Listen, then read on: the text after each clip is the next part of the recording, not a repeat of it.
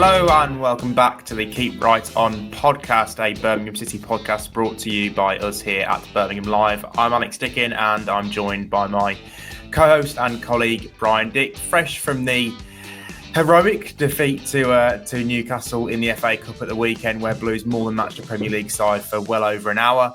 We're going to be talking a lot about that, talking about the Cambridge game, top against bottom in League One on Tuesday evening, and debating some selection dilemmas as well, I suppose. So, Brian, without further ado, welcome back and hello. Yeah, hi, thanks, Alex. I enjoyed the Newcastle match. Thought the first half was excellent, but for me, the evening was more about the occasion than the actual football. You know, I thought Blues, which we'll come on to and which I have written, reclaimed a lot of ground that was lost in the fallow years, shall we say, that evening. And it was just a bit of a reminder of what St Andrews can be and what Birmingham City Football Club can be and what the city of Birmingham can be as well. Yeah, so the game splits into two for me. So you've got the game itself and also the kind of occasion. We'll talk about the occasion in a little while, but the game first, Brian. Blues really did themselves justice, didn't they? Just sum it up from your perspective, what was a pulsating 90 minutes? They absolutely did do themselves justice. And more than justice, I felt, if anything, I thought they probably should have gone in leading at half-time.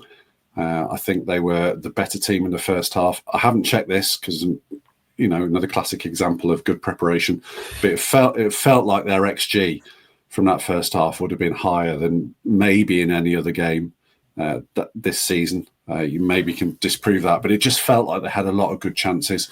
And it was interesting to see how they coped with the side that left them a bit of space as well. Obviously, you know, they faced the template, which I know we sort of slightly mockingly call it this season quite a lot with very defensive opposition. But Newcastle allowed a game of football to proceed, didn't they? And I thought Blues more than played their part. They scored the goal of the season. I'm struggling to think of a better goal I've ever seen at St Andrews. I've got two contenders, but which maybe we will come on to later. But overall, the first half was absolutely brilliant, toe to toe. Second half, I did feel you saw the difference when Newcastle made their changes and Blues made their changes. I thought Blues were reduced and Newcastle sort of stayed about the same. And inevitably, they were going to get another chance. And with their greater quality, they took it. But overall, you know, it was a great night and a very good tie. I haven't done my research of that XG statistic either, but it did feel like first half that Blues had the better chances. Obviously, the two goals for Newcastle, but the two goals for Blues, you know, Keshi Anderson had one that was forced a really good save from Nick Pope, and Jay Stansford had that gilt-edged one with the header, didn't he? So Blues, like you say, Brian, they probably could have gone in up at half-time. Second half was far more cagey, wasn't it? And like you say, you know, the Newcastle quality did show in the end. I think you could tell, particularly from Willock and Wilson, you know, just that extra little bit of speed that Premier League players do have, not only in kind of, you know, athleticism and physically, but also in thought. I thought Willock was probably the standout player and talent on the pitch on the night. You know, and that's with, you know, they had Bruno Guimaraes and Sandro Tonali in midfield at various points, didn't they? So clearly a quality side. And like you say about Blues, they had to be at full tilt with their best 11 out, and they were for probably 65, 70 minutes. Then the changes happened that it did seem to weaken Blues a little bit. You know, when people like Stansfield and Anderson, who I thought was excellent again, went off, Blues lost a little bit of their quality and weren't as good going forward in the final 20, 25 minutes. So, yeah, that was disappointing. But all in all, it was a really, really good performance and shows probably what Davies Ball can become when Blues aren't facing the template every single week and they are against teams in the Championship next season who will open up and not be kind of scared of coming to Birmingham City and you just see it parking, you know, 10 players behind the ball and having, you know, minimal shots, minimal possession. Yeah, so in a long-winded way, it was an enjoyable evening and occasion. Yeah, indeed. Obviously, the big talking point was the Joe Willock equalizer, wasn't it? And from my point of view, I just don't know how the assistant in that position can give that goal, can sort of overrule the trajectory. And the referee seemed to think, you know, you got the idea it had been a good save, didn't you? And Peacock Fowler pulled off, you know, something of a miracle. but then, to have it given so late, so long after it had happened, and, from the position that the assistant was in, it just didn't feel right to me. That said, I don't know that I've seen a conclusive angle to disprove that it was over the line or prove that it wasn't over the line, or whichever way you want to take it. Have you? No, I think the key thing is we don't know whether it was over the line or not over the line, and I don't think the assistant could have called it really whether it was over the line or not over the line, because his position was as bad as ours. Really, he was kind of not just quite. He wasn't quite on the halfway line, which is where we are. Well, no, but we did have the benefit of a replay. We couldn't tell from that, so yeah, I don't think he was in the position to call it, to be honest. And having watched the replay, a dozen times, I still can't tell. So. Fair play to Chris Davies and Christoph Clara post-match, because they didn't kind of point to that and sound bitter about it. They just accepted that in moments in the second half, Newcastle were a better team, and that was probably fair enough. But yeah, it was a decisive moment, wasn't it? Because if Blues had held on to it a little bit longer, maybe they could have got to half-time ahead, but they probably lost control of the game for 5 to 10 minutes after that, and obviously that's when the Newcastle second goal came as well. Yeah, which was also really scruffy, wasn't it? A few gaskets were blown down that side. Cochrane and Anderson sort of got in a little bit of a mess, tracking the runners, didn't they? And the ball came in from Blues left, Newcastle's right, and then it was all very, very scrappy in the middle for their second goal. But to come back and score the equaliser the way they did, was a real credit to them. Just on the Clara thing, I stood and listened to Richard Wilford's interview with Clara on BBC WM after the game, and he made the point about the assistant not having the greatest of angle to make such a big call as well. So, I think, as you say, without going over the top about it and screaming wild injustice, I do think Blues felt, the question that we've asked, is there enough information and correct information to be able to make that massive call? And as we've said, probably not. Yeah. Which brings us on to who really impressed. We've mentioned a few people there, haven't we? Yeah. Did you give Keshi man of the match? I think you did, didn't you? No, I gave Laird man of the match. I think he was good. Yeah. Yeah, they were my highest ratings of the season. I think I ended up with 5 players on 9 and a couple of 8.5. So Laird, Clara, Ben Davies as well. That clearance in stoppage time to keep Blues in the tie. I thought he was excellent. I know he was a lot of people's man of the match. He would have been mine actually. Yeah. Yeah. Iwata for the goal and his performance. At times he does hold the Blues midfield together on his own, and he had to have even more of an impact after Mark Leonard went off. And Keshi, I thought, was excellent. He created 2 very good chances. Obviously, the goal for Laird and also the Stansfield header first half was really influential. I just thought he looked so tidy as well. He looked like, dare I say it, a Premier League player, and wouldn't have looked out of place in that Newcastle team the way he played on the night, and that can be said for a lot of those Blues players.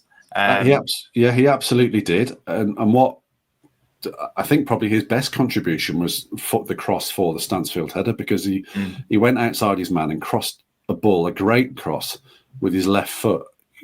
And I just thought he looks a bit faster this season. Do you agree? The knock on him last season was maybe, he's always got a picture of what he's going to do with the ball before he gets it. He's a very intelligent footballer, finds space, but has he got that yard to go past or outside somebody?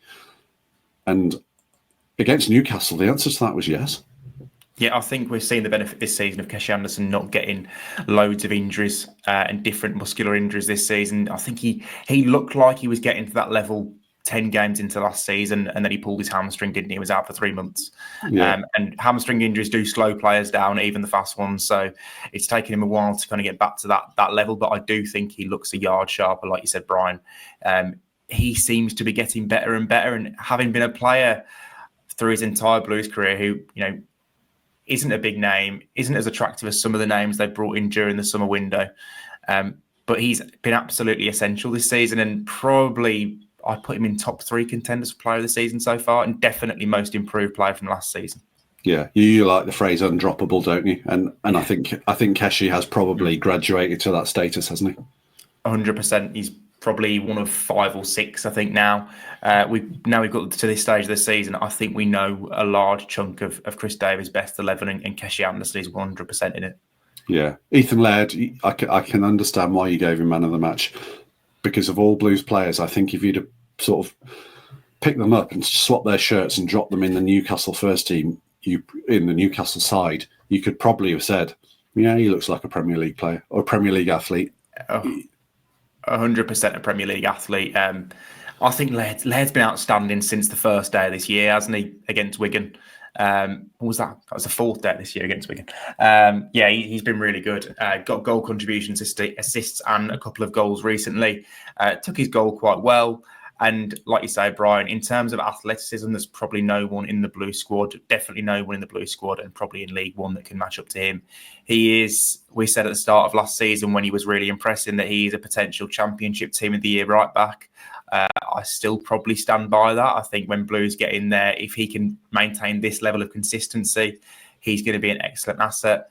And we've seen his grounding, at Manchester United, and that kind of showed. I think he's got that, those physical qualities to play at that level. I think the main difference, as I said earlier, between Premier League players and Championship and League One is kind of the speed of movement and speed of thought. And Laird certainly wasn't lacking in speed of movement. Yeah, he looks like, at the risk of not tempting fate, but actually poking it in the eye with his injury record, he looks like a player that is starting to believe in his own body again and is looking really confident. And you can now see the role that I think Chris Davies had in mind for him in pre-season, where he would be the width and the pace on the right, and it's absolutely coming to pass at the moment. Yeah, I think he's flirted with the idea of him being the third centre-back as well over Christmas, and I don't think that suited Laird as much. But like you say, Brian, as the guy who's allowed to just bomb up and down the right flank, largely be an attacking fullback, he's perfectly suited to it, and he was outstanding against Newcastle. As were the 2 centre-backs, so like you say, Ben Davies was tremendous, wasn't he? And probably got better as the game wore on. That block at the end was superb. There was probably one misdemeanor of a challenge in there that I think we're probably going to come on to, which may, with VAR, might have seen him leave the field a little bit early. But apart from that, he was outstanding. Yeah, indeed. So the item on the running order is who really impressed. I think we've run through most of the team, haven't we? Obviously, a watch. I thought Jay looked really sharp and really engaged again as well. There's one run down the left where he took 2 players on and outpaced them, which was really promising. Obviously, it would have been brilliant for him to have taken his chance in front of the Newcastle fans, with all the pressure that's on him. That would have been fantastic. But yeah, I think everyone played up to their level or way beyond it in 2 or 3 cases. Yeah, the occasion as well. I mean, I obviously wrote the piece, which was published on The Whistle, about what a night it had been rather than just a football match. What stood out for you about the occasion? We always knew that the Blues owners were going to kind of show up. Maybe not in person in Tom Brady's case, but Tom Wagner was there, and they kind of put a lot of effort into the pre-match show, didn't they? It was bigger and better than ever before. It does feel very American when Blues want to kind of, do the fireworks and the fire display, and then obviously threw in that pre-match performance from JK. It kind of got the atmosphere going pre-kickoff to the extent that I don't think you notice the keep right on as much as you maybe would have normally. I think that maybe got lost a little bit. But obviously once the game got going, the atmosphere was absolutely electric, and we had a goal 43 seconds in. So I thought the effort that the Blues owners, and team made to kind of drum up the atmosphere and support beforehand was excellent. It's a sort of game that you can kind of do that for, isn't it? As I was saying before the game to you, Brian, Blues Newcastle in the FA Cup's a massive game. It's a massive event. It's more difficult to replicate that when you play, the run-of-the-mill League One game or the run-of-the-mill Championship game, as it'll be next season. But it does kind of show you what they can do when all eyes are on Blues. Yeah, indeed. And that was the big takeaway for the night, wasn't it?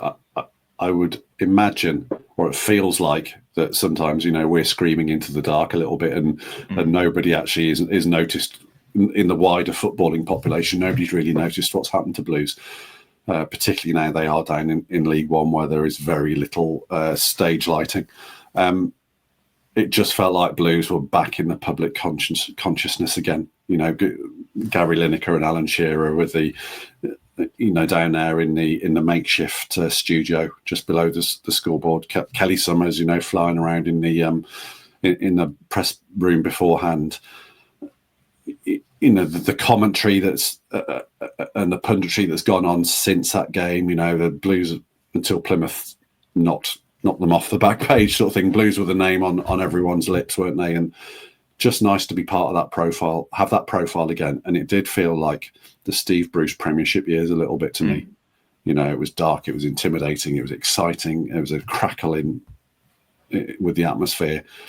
It all just felt, this club is, if not fully restored, or a long way to being restored to what it was in those great Premiership years. Yeah, and it's a little bit like post-Wrexham as well. When all eyes are on Blues, the general reaction naturally does seem to be, oh, what an atmosphere St Andrews has. And it was, again, like that on Saturday night. So I don't normally do this, but there was a tweet that ground my gears a little bit in my mentions after the game, and I'll read it. And to be fair to the guy that tweeted it, we've had a little bit of a chat about it and parted as friends. But I'll read the tweet, and he's basically said, a Newcastle fan, it was all a bit tacky and cheap, followed up by 102 minutes of thuggery from a committed but very limited Birmingham side. Not sure how the top flight will be better for having Birmingham in it, a club that isn't well supported or known for its support. So there are two or three things that sort of leapt off the page at me. Tacky and cheap. I mean, I think I said to you beforehand, this all feels a little bit American, doesn't it? A bit stage managed with the fireworks and the flamethrowers and the pre-match concert. But why not? Why? For that game, I have no issue with it. Yeah, exactly. Yeah. I think the light has been under a bushel for too long now, and the eyes of the football world were on this match. Why be shy about it? Listen, I'm not a lover of pre-match entertainment. I've said so many times, I just love them to turn the tannoy off and just let the fans take over and let Keep Right On boom round for 15 minutes beforehand. But it definitely created a sense of occasion. And as you say, maybe not every match. I'll be surprised if there's quite the same fuss, tomorrow night before the Cambridge game. But it was in keeping. Absolutely, I agree with that. Alex, 102 minutes of thuggery. Where are you on that? I'll be honest, I think Blues were physical, and I think they had to be, because that's their USP, a lower league side against a Premier League side, because they're not going to win on quality, are they? They can't just play Newcastle at their own game, because they will lose that game. They've got to have something a little bit extra as well.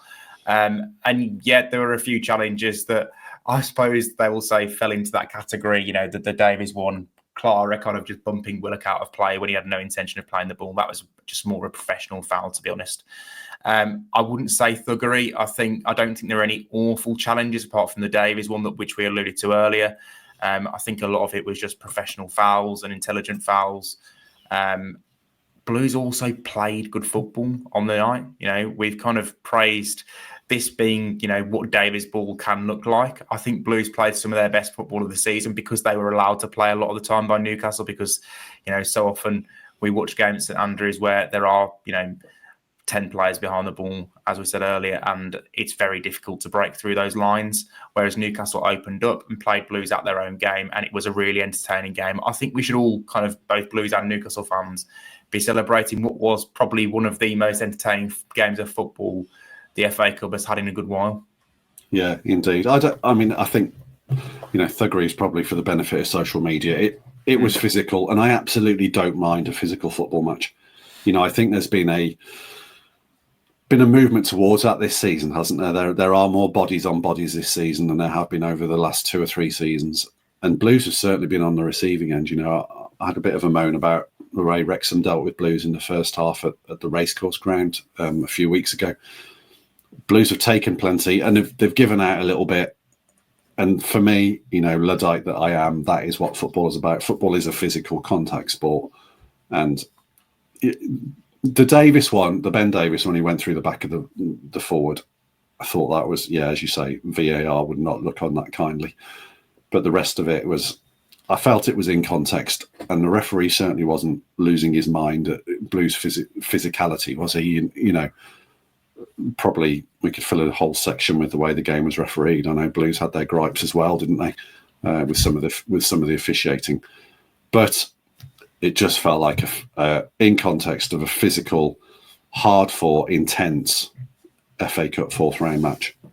So yeah, that was my view of it. The bit about a club that isn't well supported or known for its support. I mean, this of all the comments, this is one that sort of bridled a little bit. To be honest with you, I have gone back and actually done some prep and looked at the average attendances and where Blues sit within that. So Blues' average attendance at the moment is 27,000, slightly over, which in Premier League terms is more than Fulham, Crystal Palace, Brentford, and Bournemouth. So, you know, I think that puts it in some context.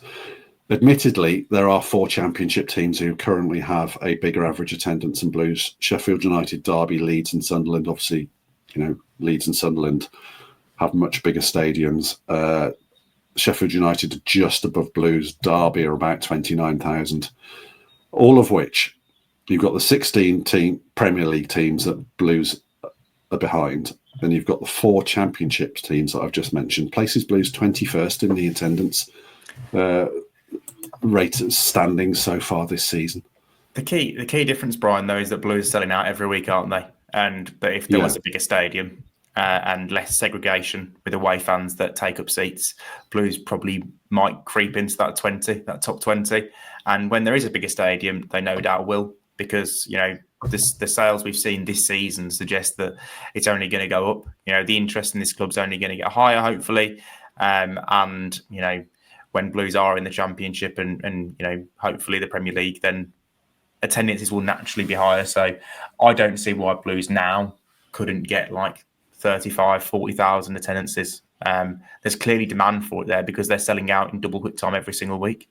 Yeah, indeed. And what that doesn't mention is the away support as well. Now, you know, Blues away support may not stand that high this season because they're getting small allocations, aren't they? Because they're playing in smaller grounds in League One. But if you think back to the years in the Championship, you know, when the standard allocation is about 2,000, those never get to general sale. They're always sold out. You know, Blues could probably quite easily take 3.5, maybe even 4,000 away to most away matches, quite easily. You know, at the moment, you know, they're going to, you know, the smaller grounds like Stevenage or Exeter, and the allocation's about 1,000, isn't it, or 1,500 or 1,300 or something like that.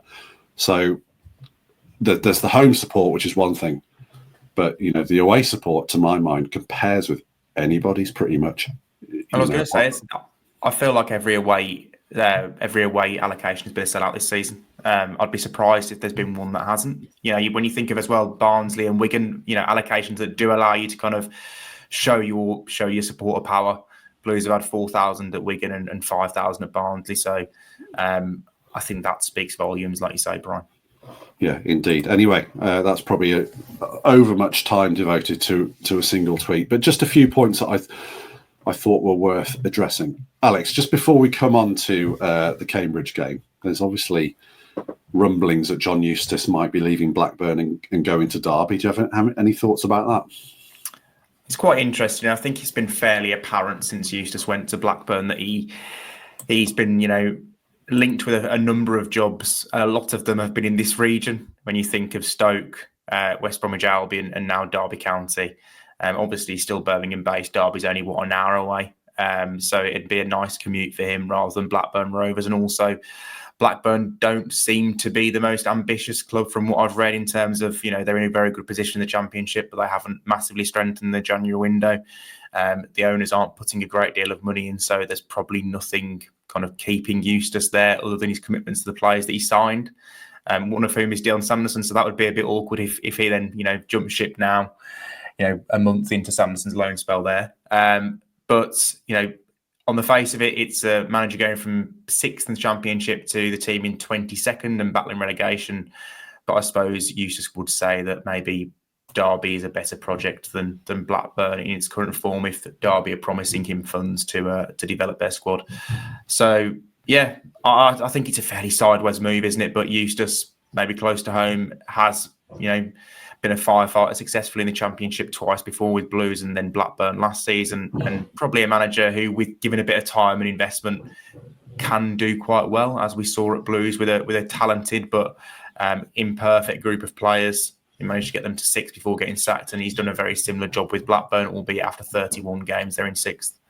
Yeah, I think what Derby are looking at is they saw Eustace go from, albeit unwillingly, from close to the playoffs with Blues to 4 months out, and then taking Blackburn from, I think they were 17th or 18th at the time when he went there.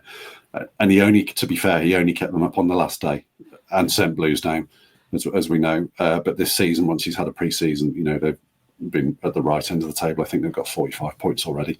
And then the prospect of walking away from that to go back down to the bottom end of the Championship. I suppose Derby are trying to think, well, if he's done that for Blackburn, he can do that for us. But yeah, at the risk of going over very old ground, I think Derby would look at what he's achieved at Blackburn and what he achieved with Blues, and with, as you say, certainly not a completely free run at the transfer market and squads with, maybe light in some areas in terms of quality or depth. And absolutely, I think Derby would be lucky to get him. But yeah, let's move back onto Blues, which leads us to Tuesday night and Cambridge United. Not having the best season, are they? No, they're not. I think Garry Monk has been very fortunate to stay in the job the entire season based on the numbers that they've posted this season. So just to reel a few off, they're bottom of League One with 23 points from 29 games.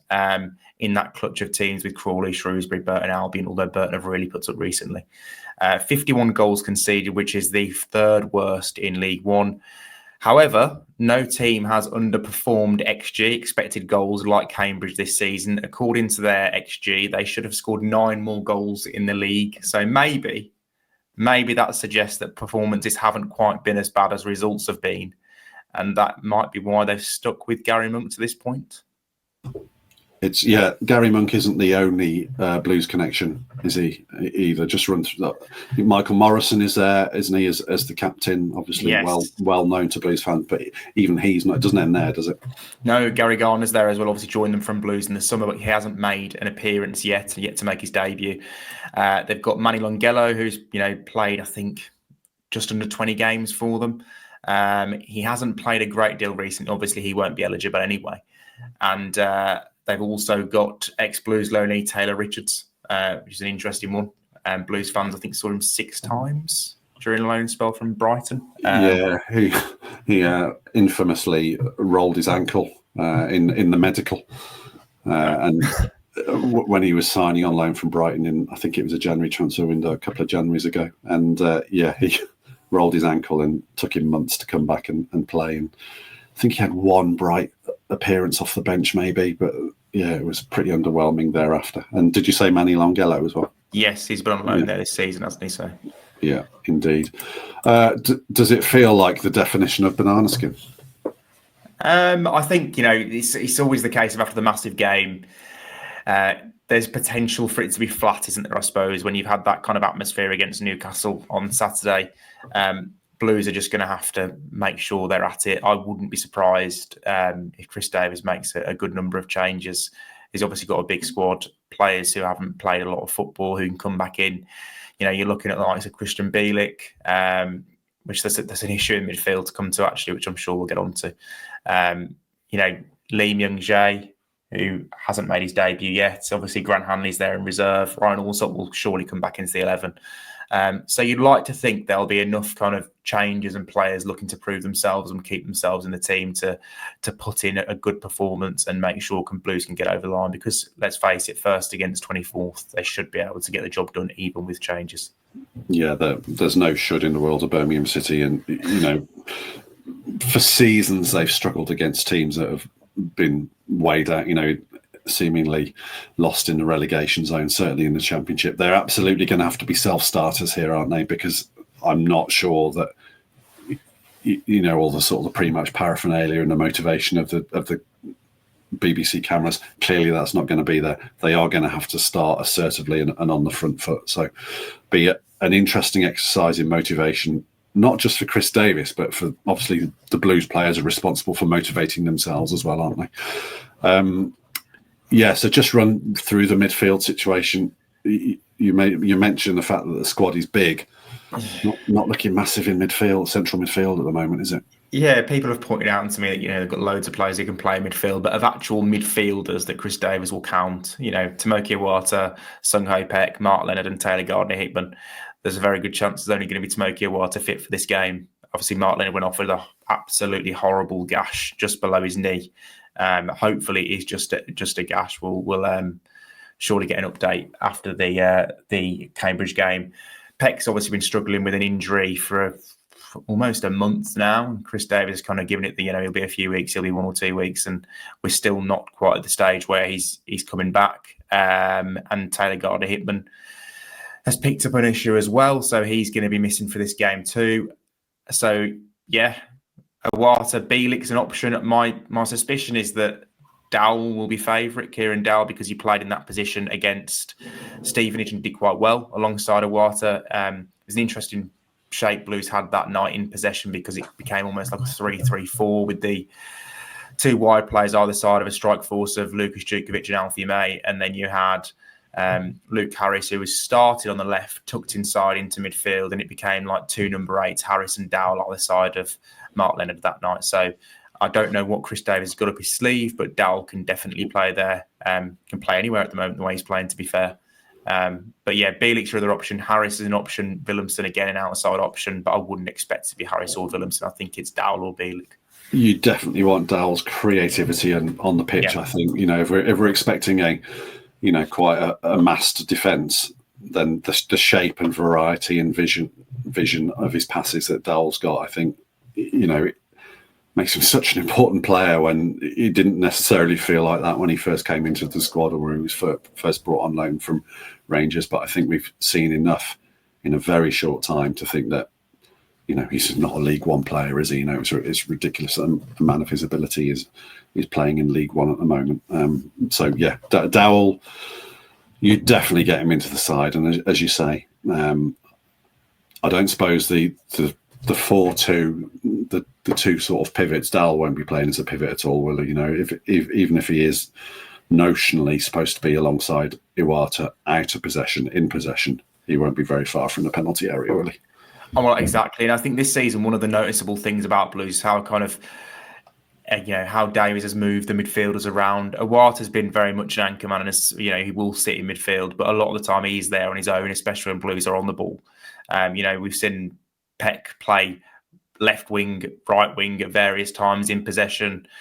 We've seen Gardner-Hickman do similar things and push on. Leonard's more of an anchor man in the mould of Iwata, but Iwata's so good at playing it by himself that in possession, Dowell shouldn't have any issues kind of being let off the leash and going forward. And it wouldn't surprise me actually if Willemsen was also in the 11, because like you mentioned, Brian, the creativity that Blues are going to need to unlock and unpick a packed defence. Willemsen and Dowell are their two most kind of naturally creative players, aren't they? So I reckon there's half a chance both of them will be in the 11. Yeah, you've predicted your 11, and I see you have displaced Jay Stansfield.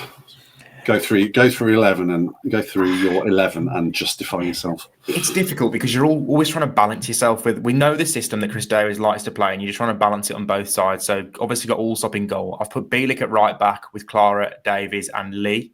So obviously in possession that becomes a back three of Bielik, Clara, and Davies, and Lee's given a little bit more license to go forward, which I think is probably slightly easier for him, having not trained with Blues an awful lot and not had time to understand the system. If he's just given more of an attacking brief rather than defensive. Obviously, Iwata in midfield, Dowell alongside him. Anderson I've put on the right because Bielik will naturally be a defender, a centre-back in possession. So Anderson's going to have to hold the width on that side. If we're getting the width from Lee on the left side, then Stansfield can play left because he'll naturally come inside and be a number 10 when Blues have the ball, which will be most of the game against Cambridge. And obviously Willemsen's my natural 10. So in possession, Willemsen and Stansfield will be the two 10s. And I've gone for Alfie May up front. May's only started one of the last 4 games and has clearly lost his place to Stansfield in the stakes to be number 9. I think that is correct, and I think that's the way Chris Davies should go forward with Stansfield as the 9. But for this particular game, and with Blues needing to make some changes to keep players, fresh, fit, and firing, I don't think it hurts to move Stansfield for one game and put May back into the 11 and see how it goes. Yeah, indeed. Obviously, change them at half time. there is obviously quite a difficult game, I think, this weekend on Saturday, and then there's quite a big game the following Tuesday in the Virtue with Bradford. Nice to have a home game in that competition. The freshness is key, isn't it? And managing the resources around this slight shortage in central midfield is going to be absolutely vital, as is finding the right combination and the goals to try and unpick the template again going forward. Yeah, people have said, play Bielik in midfield, and I understand that, but we know that Chris Davies doesn't view him as a midfield player. Yeah. We've spoken on a previous podcast about maybe you could put him in midfield, and in possession he becomes one of the back 3, and slots in between Clara and Davies, but I just don't quite see it. And I especially don't see him playing with Awata. If it was Awata in there, then I think maybe. But because the way Awata plays that position, I don't think Bielik's the partner for him. Yeah, indeed. Well, we'll find out tomorrow evening, won't we? At about 6:45 tomorrow evening. Alex, let's wrap it up. I know you're a busy man. Just want to thank you for your time and thank everybody else for listening. I hope you all enjoyed the Newcastle game as much as we did, and the fact that Birmingham City do appear to be back on people's lips again. Keep right on from both of us.